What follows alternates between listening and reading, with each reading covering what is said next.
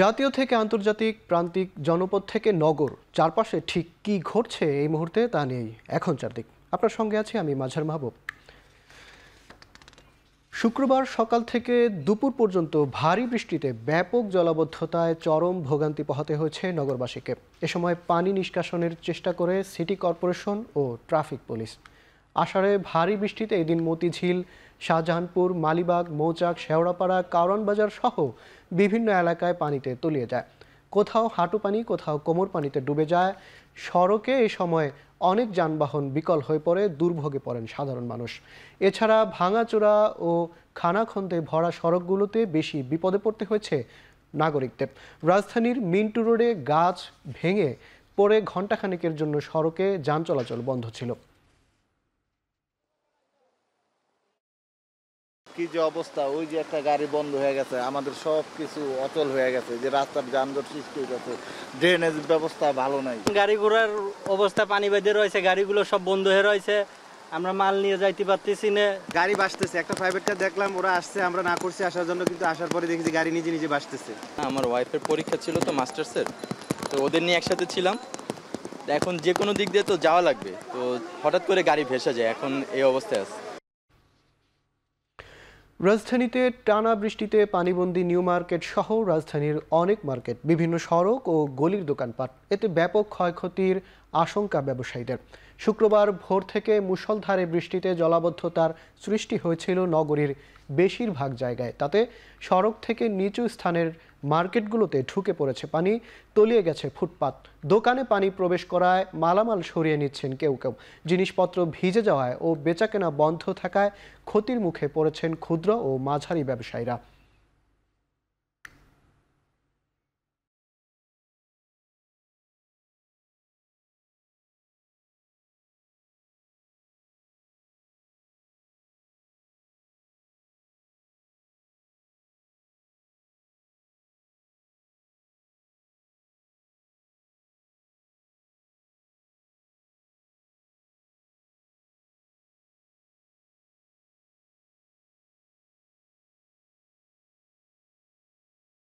New মার্কেটের ভিতরের যে ওইটাই আর কি সমস্যা বেশি, এখানে ছোট ছোট ড্রেন, এই জন্য মনে করেন এই পরিস্থিতিটা মানুষে ভোগতাছে, একটা মালও বাঁচাতে পারেনি।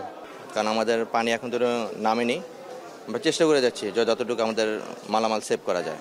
সিটি কর্পোরেশন বলেন, মার্কেট কর্তৃপক্ষ বলেন, সবসময় চেষ্টা করে, বাট তারপরে মনে করেন সমস্যার সমাধান হচ্ছে না, বেশ ক্ষতির সম্মুখীন আমরা এখন। এদিকে সকালে বৃষ্টি হলেও মধ্যরাতে এখনও পর্যন্ত কিন্তু রাজধানীর বেশ কয়েকটি এলাকায় রয়েছে জলাবদ্ধতার সেই খোঁজখবর রাখতে রাজধানীর আরামবাগ এলাকা থেকে যুক্ত হয়েছেন সহকর্মী ফরহাদ বিন নূর। ফরহাদ, সব সড়ক থেকে কি পানি নেমেছে? আজও কি শুক্রবারের মতো ভারী বৃষ্টির কোনো সম্ভাবনা রয়েছে?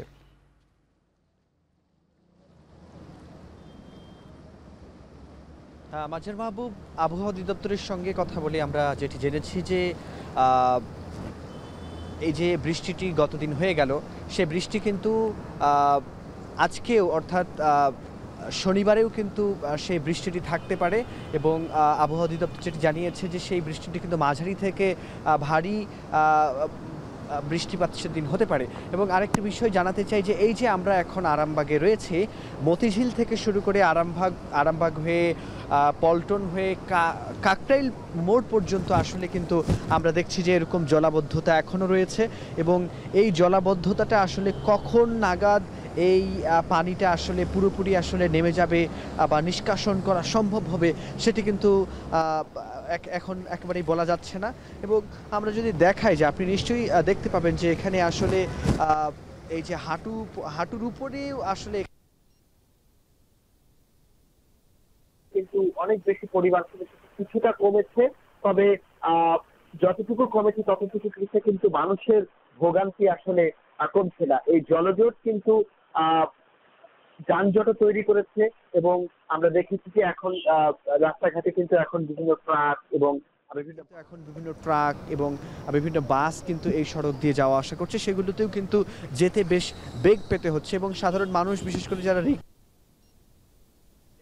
যারা এই সড়ক দিয়ে যাতায়াতের চেষ্টা করছেন তাদেরকে কিন্তু মাত্রাতিরিক্ত আসলে এখানে একরকম বেগ পেতে হচ্ছে, এবং আজকে যে আমরা এই সড়ক আমরা সারাদিনই আসলে দেখেছি যে এখানে মানুষের যে ভোগান্তি আসলে সেটি কিন্তু একেবারে চরম পর্যায়ে।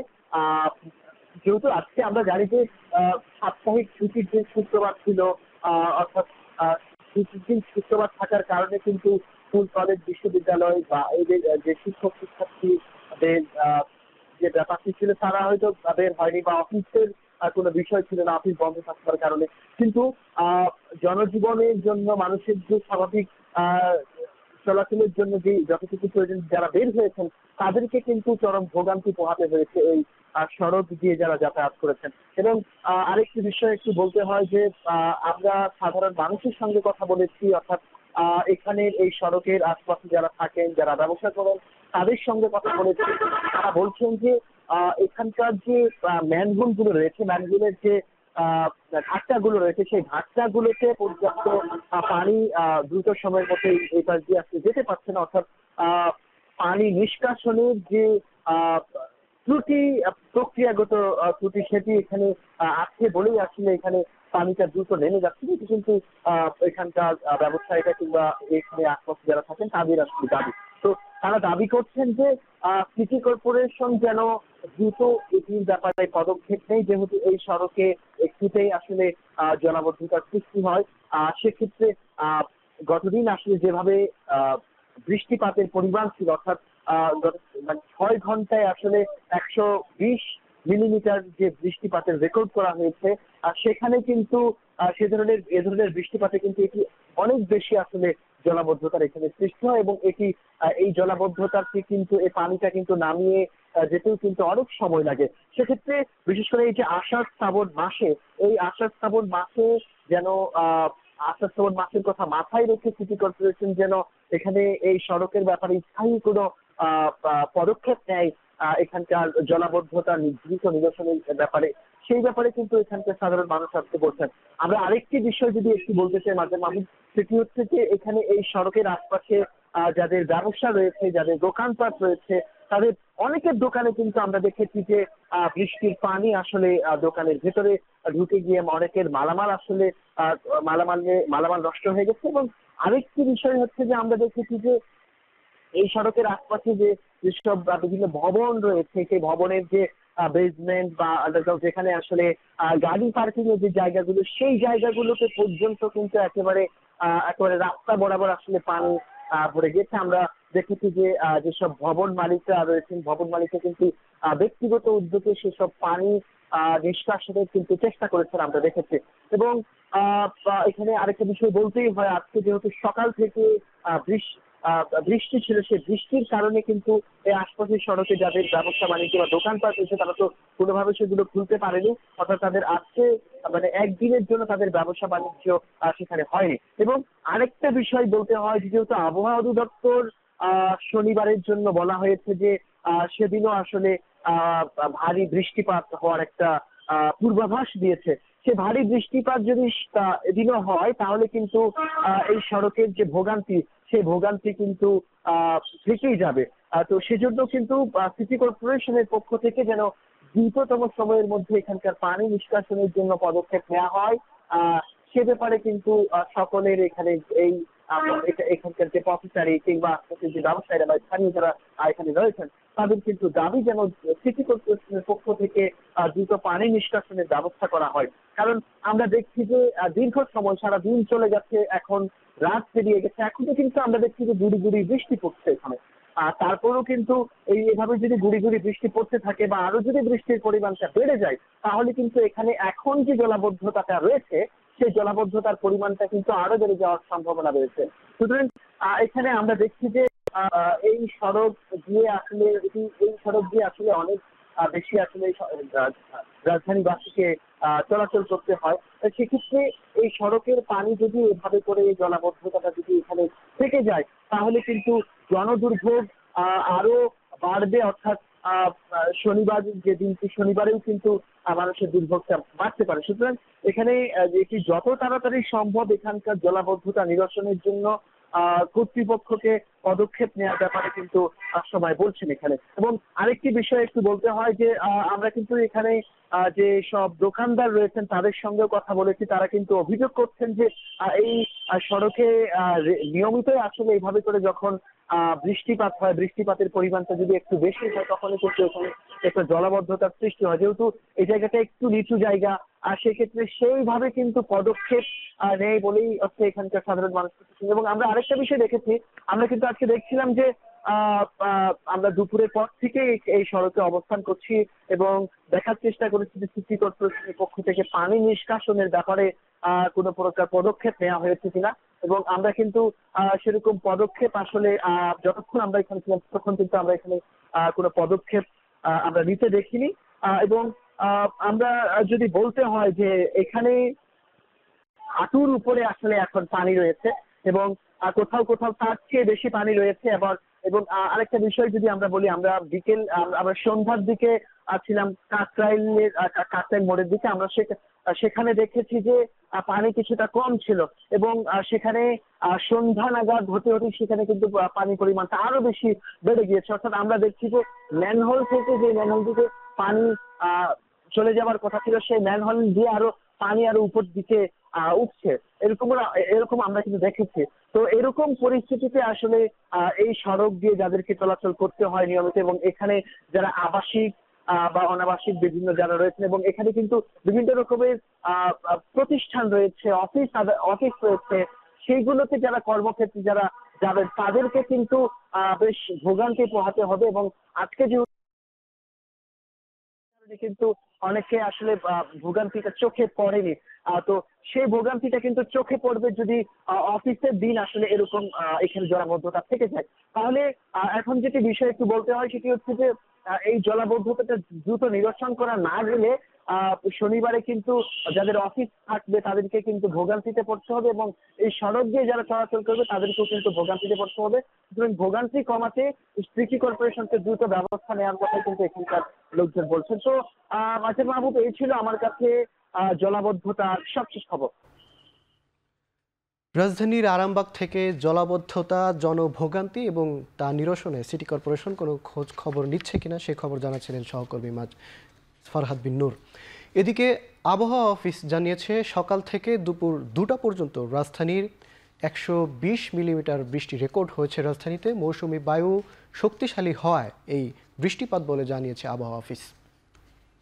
গত 24 ঘন্টার অবজারভেশনে দেখেছি যে দেশের অধিকাংশ জায়গায় বৃষ্টিপাত হয়েছে এবং দেশের 8 জায়গায় ভারী এবং 8 জায়গায় অতি ভারী বর্ষণ হয়েছে।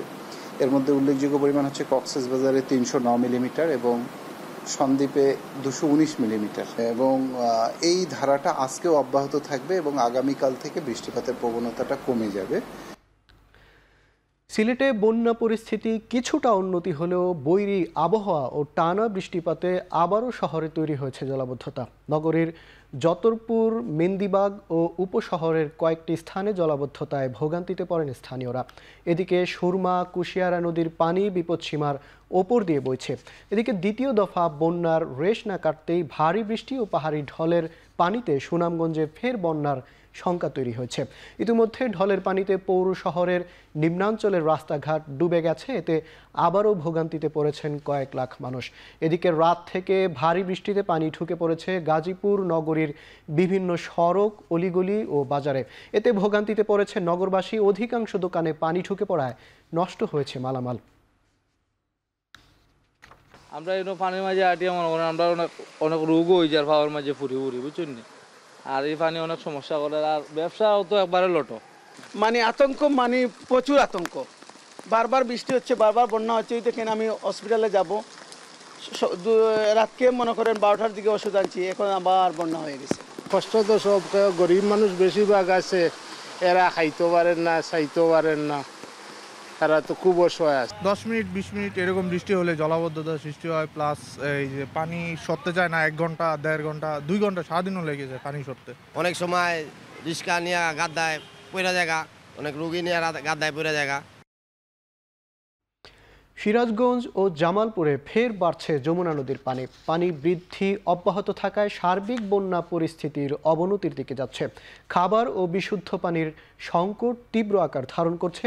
গত 3 দিনে পানি কিছুটা কমলেও আবারও বাড়ছে জামালপুরে। দেওয়ানগঞ্জের বাহাদুরবাদ ঘাট পয়েন্ট ও সরিষাবাড়ির জগন্নাথগঞ্জ ঘাট পয়েন্ট বিপদসীমার ওপর দিয়ে বইছে যমুনা নদীর পানি।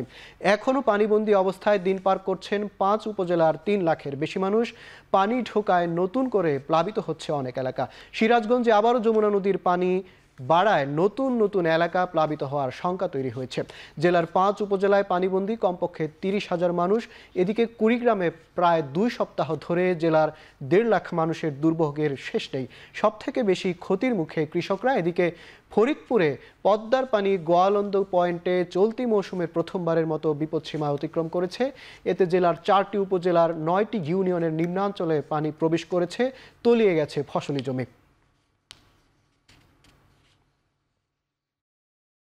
15-20 দিন হলো পানি বললেন, আমাদের চলাফেরা খুবই কষ্ট। অথবা সাধারণ মানুষ যারা আছে তাদের তো দিনমজুর মানুষ, তারা কোনো কাজ কাম করতে পারে না, তাদের খুবই অসুবিধা। খাওয়া দাওয়ার অসুবিধা, বাজারঘাট করার অসুবিধা, টাকা পয়সা নাই, নৌকা ছাড়া চলাই যায় না। আবার এই যে আমি নৌকা নাই, এই যে হাইটা আনা দিছি রাস্তা দিয়ে, বাজার চাউল চিড়াই কিনি, মুড়ি কিনি, এলি খাওয়া নিচ্ছি। আমার ভোর গরমের পানি আছে, বর্তমানে আজও পানি আছে। 3 বিঘা জমি পাট বুনছিলাম, পাটও নষ্ট হয়ে গেছে গা। ঘাস বুনছিলাম 1 বিঘা জমি, ঘাসও নষ্ট হয়ে গেছে গা। গরু খাবার দিয়া পাই না, এখন বহুত মুসিবতে আছি। কোটা সংস্কার আন্দোলনে হামলার প্রতিবাদে বিকেলে রাজধানীর শাহবাগে সড়ক অবরোধ করে শিক্ষার্থীরা। এ সময় তারা জানান, কাল সন্ধ্যা 6টায় ঢাকা বিশ্ববিদ্যালয়ে সংবাদ সম্মেলন করে পরবর্তী কর্মসূচি ঘোষণা করবে বৈষম্য বিরোধী ছাত্র আন্দোলন। বৃহস্পতিবার বেশ কিছু জায়গায় বৈষম্য বিরোধী ছাত্র আন্দোলনের কর্মসূচিতে বাধা দেয় পুলিশ। এতে দেশের বেশ কিছু জায়গায় সংঘর্ষও বাধে। তারই পরিপ্রেক্ষিতে শুক্রবার বিকেলে শিক্ষা প্রতিষ্ঠানগুলোতে বিক্ষোভ কর্মসূচি পালন করে শিক্ষার্থীরা। শুক্রবার বিকেলে ঢাকা বিশ্ববিদ্যালয়ের বিভিন্ন হল থেকে শিক্ষার্থীরা মিছিল নিয়ে জড়ো হন কেন্দ্রীয় গ্রন্থাগারের সামনে। পরে তারা ক্যাম্পাসে বিক্ষোভ শেষে শাহবাগ মোড়ে গিয়ে সড়ক অবরোধ করে।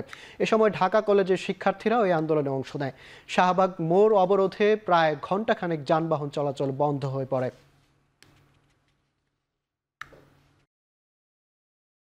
সরকার কিন্তু প্রথম থেকেই দায় এড়াচ্ছিল এবং বলছিল তাদের কিছু করার নেই। গতকালকে কিন্তু হাইকোর্ট, মহামান্য আদালত আমাদের বক্তব্যের সাথে সঙ্গতিপূর্ণ কথাই বলেছে।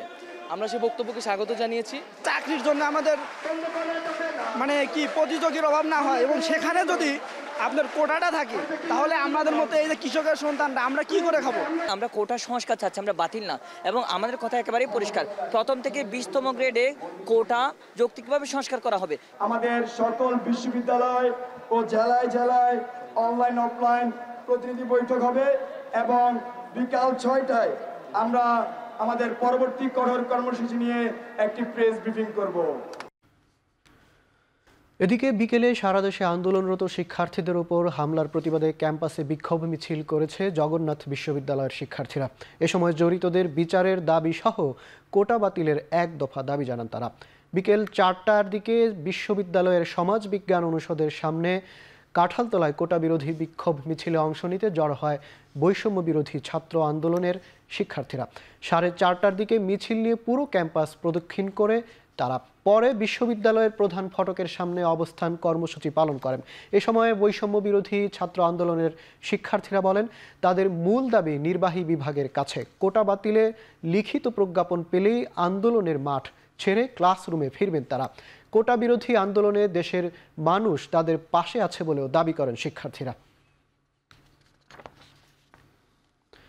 আইনমন্ত্রী আনিসুল হক আশা করছেন, সর্বোচ্চ আদালতের আদেশ মেনে অবশ্যই ঘরে ফিরে যাবেন কোটা আন্দোলনকারীরা। সকালে ব্রাহ্মণবাড়িয়ায় সাংবাদিকদের প্রশ্নের জবাবে তিনি আরও বলেন, আন্দোলনের নামে জানমালের ক্ষতি করলে ব্যবস্থা নেবে সরকার। নতুন প্রজন্মের যারা ছাত্রীরা যারা এই কোটার ব্যাপারে তাদের বক্তব্য পেশ করেছে এবং সর্বোচ্চ আদালত যেই আদেশ দিয়েছেন সেই আদেশ তারা মেনে তারা অবশ্যই ঘরে ফিরে যাবে। সরকারের দায়িত্ব জনগণের জানমাল রক্ষা করা, সরকারের দায়িত্ব জনগণের সুবিধা অসুবিধা দেখা এবং সেইখানে যদি কেউ বাধাগ্রস্ত করে সরকারকে সেই আইন মোতাবেক ব্যবস্থা নিতে হবে। বিএনপি ও সমমনা রাজনৈতিক দলগুলোর ঐক্য দেশের মানুষের প্রত্যাশা পূরণ করতে পারলেও হৃদয় স্পর্শ করতে পারেনি বলে মন্তব্য করেছেন বিএনপির স্থায়ী কমিটির সদস্য আমির খসরু মাহমুদ চৌধুরী। শুক্রবার সকালে জাতীয় প্রেস ক্লাবের আলোচনা সভায় এমন মন্তব্য করেন তিনি। বিএনপির এই সিনিয়র নেতা আরও বলেন, জাতীয় ঐক্য নিয়ে রাজনৈতিক দলগুলোর মধ্যে কোনো সংশয় নেই। ঘোষিত ৩১ দফা ও রাজনৈতিক সংস্কারের মাধ্যমে রাষ্ট্রকে রাহুমুক্ত করা হবে। শুধু সরকার পতনের জন্য নয়, আগামী দিনের বাংলাদেশের মানুষের স্বপ্ন পূরণের প্ল্যাটফর্ম হিসেবে কাজ করবে জাতীয় ঐক্য।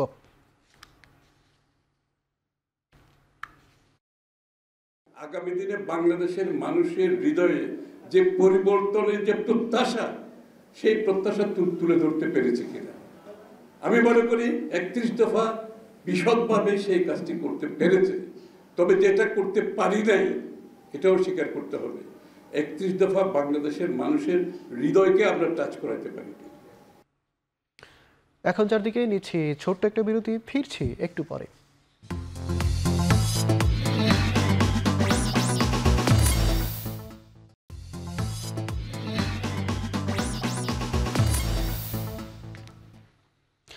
বিরতির পর আবারও ফিরে এলাম, আপনারা দেখছেন এখন চারদিক। এদিকে বৃষ্টিতে সরবরাহ কমেছে নানা পণ্যে। টানা বৃষ্টিতে ক্রেতা অনেকটাই কম রাজধানীর বাজারে। এই পরিস্থিতিতে অনেক সবজির দর কমলেও বেড়েছে আলু, পেঁয়াজ ও কাঁচামরিচের দাম, তবে কমেছে ডিমের দাম। সকাল থেকে টানা বৃষ্টিতে জলাবদ্ধতা দেখা দিয়েছে কারওয়ান বাজার সহ রাজধানীর অনেক বাজারে। অন্যান্য ছুটির দিনের তুলনায় ক্রেতা কম ছিল বাজারগুলোতে। অনেক সবজির দর কেজিতে কমেছে 10 থেকে 20 টাকা, তবে এর মাঝেও আলুর দাম 10 টাকা বেড়ে হয়েছে 70 টাকা, পেঁয়াজের দাম বেড়ে হয়েছে 120 টাকা, 200 টাকার কাঁচা মরিচ দাম বেড়ে বিক্রি হচ্ছে 250 থেকে 300 টাকায়। অন্যদিকে ডিমের ডজন 10 টাকা কমে বিক্রি হচ্ছে 140 টাকায়। এমনিতেই সবকিছুর দাম তো বেশি, তাছাড়া আজকে এই বৃষ্টির কারণে আশপাশে দেখেন আমরা অলমোস্ট পানির উপরেই দাঁড়ায় আছি। সবকিছুরই বাড়তি। এখন অ্যাকচুয়ালি তো জানেন এখানে একটা সিন্ডিকেট হয়ে যায়, বৃষ্টি হলেই সবাই দাম বাড়ায় দেয়। বর্ষাকালে দিন দাম তো একটু বাড়বোই, মনে হয় চোখে বেমার। আমার শেরপুর এলাকা পানি উঠে গেছে গা, ওই জিডি মনে হয় আমরা বেচতাম, এখন আগে আরো কিনে খাওয়া নাকি। জলাবদ্ধতার কারণে কাস্টমার কালকে তুলনায় অনেক কম, এখন পর্যন্ত বেচতে পারতেছি, কাস্টমার নাই। আলুর কেজি 70 টাকা, কাঁচামরিচ 240 টাকা, তাহলে আমাদের দিন দিন জিনিসটার দাম বাড়তেছে, তো আমাদের বেতন কায় তো বাড়তেছে না। এদিকে সাপ্তাহিক ছুটির দিনে চট্টগ্রাম, যশোর, গাজীপুর সহ বিভিন্ন জেলার বাজারে বেড়েছে নিত্যপণ্য সহ মাছ মাংসের দাম। চট্টগ্রামে চাল, ডাল, পেঁয়াজ, মরিচ সহ সব ধরনের সবজিতে বেড়েছে দাম। ক্রেতাদের অভিযোগ, সরবরাহ সংকটের কথা বলে অযৌক্তিকভাবে বাড়ানো হচ্ছে অধিকাংশ পণ্যের দাম। এদিকে গাজীপুরে বাড়তি দামে বিক্রি হচ্ছে ব্রয়লার ও লেয়ার মুরগির দাম। প্রতি কেজি ব্রয়লার 20 টাকা বেড়ে বিক্রি হচ্ছে 170 টাকায়, 40 টাকা বেড়ে লেয়ার মুরগি বিক্রি হচ্ছে 350 টাকা দরে। তবে কেজি প্রতি 20 টাকা কমেছে সোনালী মুরগির দাম, আর 50 টাকা কমে দেশি মুরগি বিক্রি হচ্ছে 600 টাকায়। একই সঙ্গে গরুর মাংস প্রতি কেজি 800 টাকা এবং খাসির মাংস কিনতে ক্রেতাদের গুনতে হচ্ছে 1100 টাকা। যশোরে বাড়তি দামে বিক্রি হচ্ছে সব ধরনের মাছ। সপ্তাহের ব্যবধানে প্রতি কেজিতে বেড়েছে 50 থেকে 100 টাকা পর্যন্ত।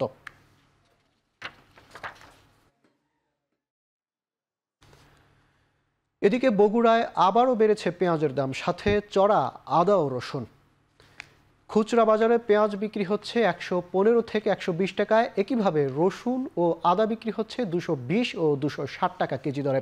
এদিকে লাফিয়ে লাফিয়ে মশলা জাতীয় পণ্যের দাম বাড়ায় ক্ষুব্ধ সাধারণ ক্রেতারা। তবে খুচরা বিক্রেতাদের অভিযোগ, পাইকারি বাজারে দাম বাড়ায় তাদেরও বাড়তি দামে পণ্য বিক্রি করতে হচ্ছে। অন্যদিকে পাইকারি বিক্রেতারা পাবনার আড়তে দাম বাড়ার অভিযোগ তুলছেন। এছাড়া ভারত থেকে পেঁয়াজ আমদানিতে অতিরিক্ত শুল্ক আরোপের কারণেও দামে প্রভাব পড়ছে। তবে মিশর ও চীন থেকে পেঁয়াজ আনতে ঋণপত্র খোলা হয়েছে। আমদানিকৃত পেঁয়াজ বাজারে এলে কিছুটা দাম কমতে পারে বলে জানান ব্যবসায়ীরা। বগুড়ার রাজার বাজারে পাইকারিতে বেশি পেঁয়াজ 105 টাকা, ভারতীয় 88 টাকা, দেশি রসুন 180, চীনা রসুন 155 টাকা এবং আদা 210 টাকা কেজিতে বিক্রি হচ্ছে। ইনকাম খুব বাড়তেছে না, কিন্তু জিনিসপত্রের দাম প্রতিদিনই লাফায় লাফায় বাড়তেছে। পেঁয়াজ থেকে শুরু করে পেঁয়াজ, আদা, রসুন, মরিচ সবেরই দাম বেশি, সেই হিসেবে আমাদের অবশ্যই কষ্ট হচ্ছে। দাম তো অনেক বেশি ভাই, যার জন্য সবাই মানে আগে 1 কেজি খেতাম, এখন 1 পদে 2 দিনও যায় না। সমস্যা তো অনেক সমস্যা। আমার তো মনে হচ্ছে সিন্ডিকেট, এটা পেঁয়াজের বাজার একটু বেশি। পাবনাতেই আপনার 105 টাকাতে 60 টাকা কেজি বিক্রি হইতেছে, 4200-4300 টাকা এমন ওখানেই। এখানে আমরা 105 টাকা থেকে 108 টাকা বেচতেছি, আর এলচি পেঁয়াজ বেচতেছি 87 থেকে 85 টাকা। এখান থেকে 2.5 থেকে 3 টাকা কেজি খরচা, তারপরে হচ্ছে লেখার 1 কেজি 1 বস্তা পেঁয়াজ 1-1.5 কেজি পেঁয়াজ ঘাটতি হয়। আমরা 10 থেকে 112 টাকা পর্যন্ত পেঁয়াজ বিক্রি করি। আবার যারা নিয়ন্ত্রণ কিনে বিক্রি করে তারা হয়তো 120 টাকা কেজি বিক্রি করে।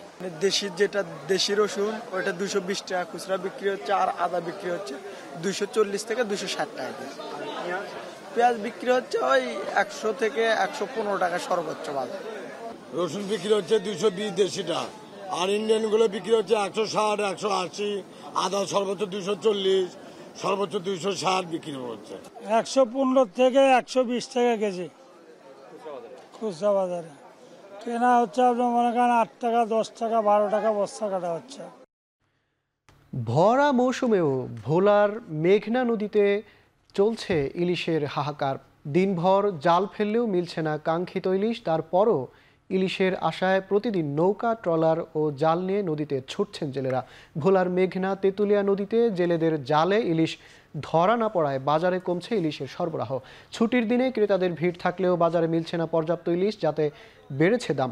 সপ্তাহের ব্যবধানে ভোলার মাছ ঘাটে ইলিশের দাম কেজি প্রতি 150 থেকে 200 টাকা বেড়ে বিক্রি হচ্ছে 1900 থেকে 2000 টাকায়, যার প্রভাব পড়ছে চাষের মাছের উপর। ফলে কেজিতে 30 থেকে 50 টাকা বেড়ে বিক্রি হচ্ছে চাষের মাছ। মাছ কিন্তু আমরা ঘাটে এসেছি, কিন্তু ইলিশের যে উপস্থিতি একেবারেই নগণ্য এবং দামও পুরো আকাশ ছোঁয়া, আসলে আমাদের ক্রেতার বাহিরে। ইলিশ কেনার জন্য আছে, ইলিশের দাম বাড়তি, মাছ নাই। আগে তো ঝাটকাটা পাওয়া যেত, হ্যাঁও পাওয়া যায় না, তো মাছের দাম অনেক বেশি, মাছ কিনতে তো পারি নেই। বিশেষ করে ইলিশ মাছের যে দাম তা আশানুরূপ, তার চেয়ে অত্যাধিক পরিমাণে মাছের দাম, কিন্তু স্বাভাবিকভাবে আমরা যারা ক্রেতা আছি কিন্তু এ মাছ কিনে খাওয়ার মতন আমাদের পক্ষে সম্ভব না। 1 কেজি ইলিশের দাম যেখানে 2500 টাকা চায়, কিন্তু এরা অরিজিনালি দাম হচ্ছে হয়তো 1500 টাকা সর্বোচ্চ। এখন সিজন চলাকালীন আমাদের ঘাটে অনেক মাছ হবে, কিন্তু সেই সুবাদে এখন মাছ নাই, এবিধে মাছটার দাম বেশি, সাধারণ পাবলিক মাছ কিনতে পারতেছে না। শনিবার পর্দা নামছে 38 দিনব্যাপী জাতীয় বৃক্ষ মেলার। শেষ ভাগে প্রয়োজনীয় গাছ কিনতে ভিড় করছেন দেশের নানা প্রান্ত থেকে আসা ক্রেতা দর্শনার্থীরা। বৃক্ষ দিয়ে সাজাই দেশ, সমৃদ্ধ করি বাংলাদেশ, এই শিরোনামের প্রতিপাদ্য পরিবেশ, বন ও জলবায়ু পরিবর্তন মন্ত্রণালয়ের আয়োজনে গত 5 জুন মাসব্যাপী শুরু হয় জাতীয় বৃক্ষ মেলা।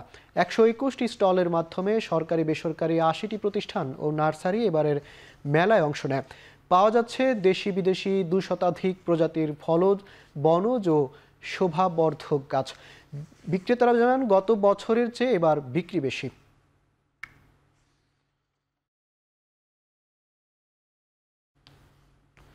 এখন চারদিকে নিচ্ছে আরেকটা বিরতি, ফিরছি একটু পরে।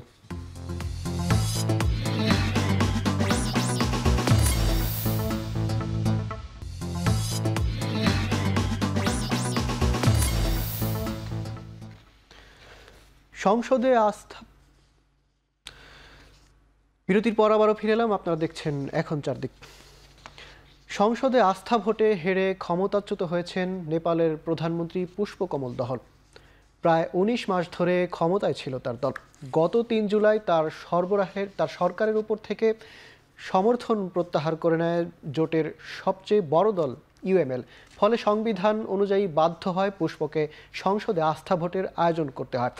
আস্থা ভোটে পুষ্পকমল দহল পেয়েছেন মাত্র 63টি ভোট। ক্ষমতায় থাকার জন্য নিম্নকক্ষের 275টি আসনের মধ্যে অন্তত 138টি ভোট পেতে হতো পুষ্পকে। তার বিপক্ষে 194 জন আইন প্রণেতা ভোট দিয়েছেন। এদিকে পুষ্পকমল দহলের দল কমিউনিস্ট পার্টি অব নেপাল মাওবাদীর উপর থেকে সমর্থন প্রত্যাহার করে নিলে নেপালি কংগ্রেস দলের সঙ্গে হাত মিলিয়েছে ইউএমএল। এই জোট এখন দেশটির নতুন প্রধানমন্ত্রী হিসেবে কমিউনিস্ট পার্টির নেতা খড়গ প্রসাদ আলীকে নির্বাচিত করবেন বলে ধারণা করা হচ্ছে।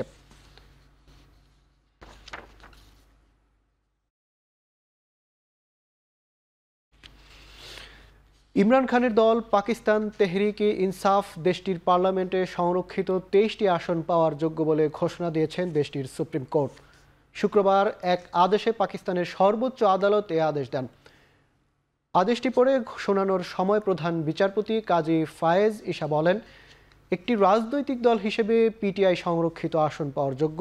এই আদেশের পক্ষে সমর্থন দিয়েছেন আদালতের 13 সদস্যের বেঞ্চের 8 জন বিচারক। বিপক্ষে ছিলেন 5 জন। এরপর ইমরান খানের সমর্থকদের বেশ উচ্ছ্বসিত দেখা গেছে।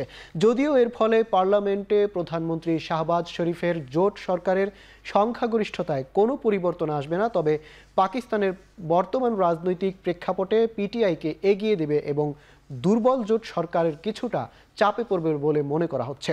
নির্বাচন আইন অনুযায়ী দেশটির সংসদে থাকা 336টি আসনের মধ্যে 70টি আসন সংরক্ষিত।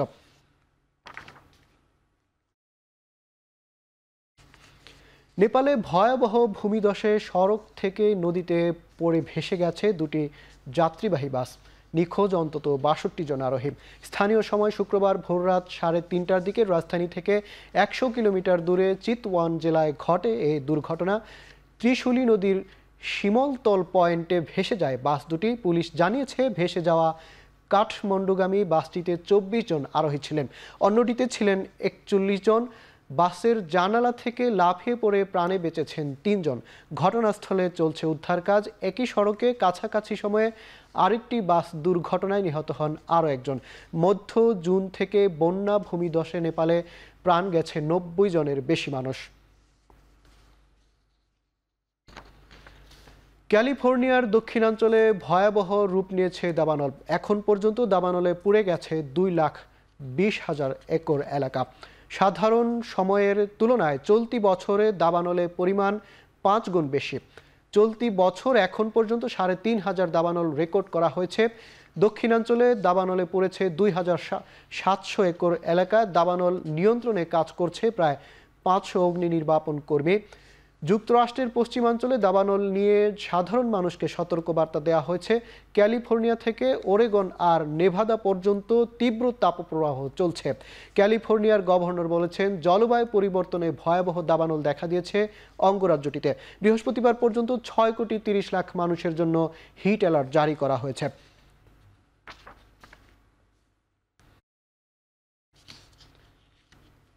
বিশ্বজুড়ে প্রতি সপ্তাহে করোনায় আক্রান্ত হয়ে মারা যাচ্ছে 1,700 মানুষ। বিশ্ব স্বাস্থ্য সংস্থার প্রতিবেদনে উঠে এসেছে এই তথ্য। 2019 সালের শেষ দিকে প্রথমবারের মতো ভাইরাসটি শনাক্ত করা হয় চীনের উহানে। এর 3.5 বছর পর 2023 সালে করোনাকে জরুরি স্বাস্থ্য সতর্কতার তালিকা থেকে প্রত্যাহার করে বিশ্ব স্বাস্থ্য সংস্থা। এই পর্যন্ত ভাইরাসটিতে আক্রান্ত হয়ে প্রাণ হারিয়েছেন 70 লাখের বেশি মানুষ। সংস্থাটির মহাসচিব জানান, মৃত্যুর হার বেশি থাকার পরেও 60 ব্যক্তিরা টিকার আওতার বাইরে থেকে যাচ্ছেন। করোনা আক্রান্তের সবচেয়ে বেশি ঝুঁকিতে রয়েছেন প্রবীণ ব্যক্তিরা। তাই প্রাণহানি কমিয়ে আনতে টিকা প্রয়োগ বাড়ানোর বিষয়ে জোর দিয়েছেন মহাসচিব। ইউক্রেনের জাপোরিঝিয়া পারমাণবিক বিদ্যুৎ কেন্দ্র থেকে অবিলম্বে রুশ সেনা সরানোর প্রস্তাব পাশ হয়েছে জাতিসংঘে। বৃহস্পতিবার সাধারণ পরিষদে সংক্রান্ত প্রস্তাবে ভোটাভুটি হয়। প্রস্তাবটির পক্ষে ভোট দেয় 99টি দেশ।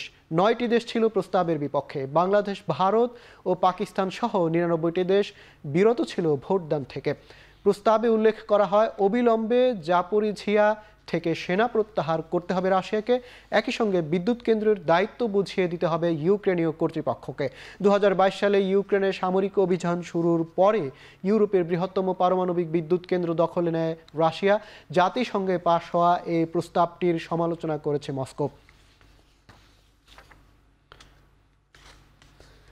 জার্মানির অস্ত্র প্রস্তুতকারক প্রতিষ্ঠান রেইন মেটালের প্রধান নির্বাহী কর্মকর্তাকে হত্যার ছক কষেছিল রাশিয়া। প্রধান চাঞ্চল্যকর তথ্য বের করেছে যুক্তরাষ্ট্রের গোয়েন্দারা। এই প্রতিষ্ঠানটির অনেক দিন ধরে ইউক্রেনের জন্য গোলাবারুদ আর সামরিক যান তৈরি করছে। সংবাদ মাধ্যম সিএনএন বলছে, রেইন মেটালের প্রধান নির্বাহী আরমিন পারেগারকে টার্গেট করা হয়েছিল ইউক্রেনকে সামরিক সহায়তা দেওয়ার জন্য। তবে জার্মানি জানিয়েছে তাদের প্রতিরক্ষা খাত আর্মিনকে নিরাপত্তা দিতে যথেষ্ট। রেইন মেটাল গোলাবারুদ আর ট্যাঙ্ক শেল তৈরিতে বিশ্বে অন্যতম অবস্থানে। ইউক্রেনের সেনা অভিযান শুরুর পর অস্ত্র উৎপাদন আরও বাড়িয়েছে রেইন মেটাল। ইউক্রেনে অস্ত্রের কারখানা খোলারও পরিকল্পনা আছে তাদের।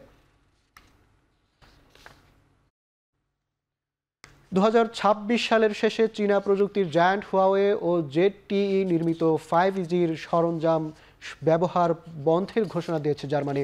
জাতীয় নিরাপত্তা ইস্যুতে চীনা প্রযুক্তি ব্যবহার বন্ধের সিদ্ধান্ত এসেছে দেশটির স্বরাষ্ট্র মন্ত্রণালয়ের পক্ষ থেকে। 2030 সালের আগেই মোবাইল সেবাদাতা প্রতিষ্ঠানগুলোকে 5G'র অবকাঠামো তৈরিতে সরে আসতে হবে চীনা প্রযুক্তি ব্যবহার থেকে। বার্লিন জানিয়েছে একপাক্ষিক নির্ভরতা থেকে সরে আসতে চায় জার্মানি। দেশের জনগণের যোগাযোগ সুরক্ষার জন্য নেওয়া হয়েছে এই পদক্ষেপ। চীন ও জার্মানি বিশ্বের দ্বিতীয় ও তৃতীয় বৃহৎ অর্থনীতির দেশ। আগে দুই দেশের মধ্যে অর্থনৈতিক সুসম্পর্ক থাকলেও ইউক্রেন যুদ্ধে রাশিয়ার পক্ষ নেয় চীনের সঙ্গে দূরত্ব বাড়ছে জার্মানির।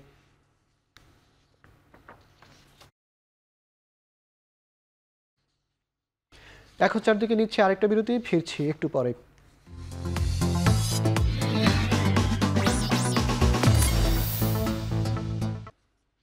কোপা আমেরিকার ফাইনালে আর্জেন্টিনা আর কলম্বিয়া ম্যাচে দায়িত্ব পালন করবেন 5 জন ব্রাজিলিয়ান রেফারি। এর মধ্যে মূল রেফারি হলেন ব্রাজিলের রাফায়েল ক্রাউস। এছাড়াও সহকারী দুজন হলেন ব্রুনো পিরেস ও রদ্রিগো কোরেয়া। নিশ্চিত করেছে দক্ষিণ আমেরিকার ফুটবল নিয়ন্ত্রণ সংস্থা কনমেবল। এছাড়া চতুর্থ ও পঞ্চম রেফারির দায়িত্ব পালন করবেন প্যারাগুয়ের হুয়ান বেনিতেজ ও এদুয়ার্দো কার্দোজা। এর বাইরেও ভিডিও অ্যাসিস্ট্যান্ট রেফারির দায়িত্ব পালন করবেন ব্রাজিলের রডলফো ট্রফি। আর সহকারী TAR রেফারির দায়িত্ব পেয়েছেন ব্রাজিলিয়ান ড্যানিলো ম্যানিস। 2015 সাল থেকে আন্তর্জাতিক ফুটবলে ম্যাচ পরিচালনা করছেন ক্লাউসি। এছাড়া ফিফার কনমেবল আয়োজিত বয়সভিত্তিক একাধিক আসরেও ম্যাচ পরিচালনা করেছেন তিনি। শুধু তাই না, 44 বছরের এই ম্যাচ পরিচালককে অন্যতম সেরা বলেও মূল্যায়ন করেছে কনমেবল। ভারত সিরিজের মধ্যেই আয়ারল্যান্ডের বিপক্ষে একমাত্র টেস্টের জন্য দল ঘোষণা করেছে জিম্বাবুয়ে। 15 সদস্যের স্কোয়াডে আছে 3 নতুন মুখ। তারা হলেন ক্লাইভি মাদান্দে, ব্রায়ান বেনেন্ট ও জনাথন ক্যাম্পবেল। তাদের প্রত্যেকেই ভারতের বিপক্ষে চলমান T20 সিরিজের স্কোয়াডে আছেন। তাছাড়া টেস্ট দলে ফেরানো হয়েছে সিনিয়র ক্যাম্পেইনার সেন উইলিয়ামসনকে। ক্রেইগি ইরবাইনের নেতৃত্বে অভিজাত ফরম্যাটটিতে খেলতে দেখা যাবে চাতারা, মুজারাবানি, ওয়েলসিংটন, মাসাকাজ্জার মতো অভিজ্ঞ ক্রিকেটারদের। আয়ারল্যান্ডের বেলফাস্টে 25 থেকে 29 জুলাই অনুষ্ঠিত হবে দু দলের শেষ টেস্ট ম্যাচটি।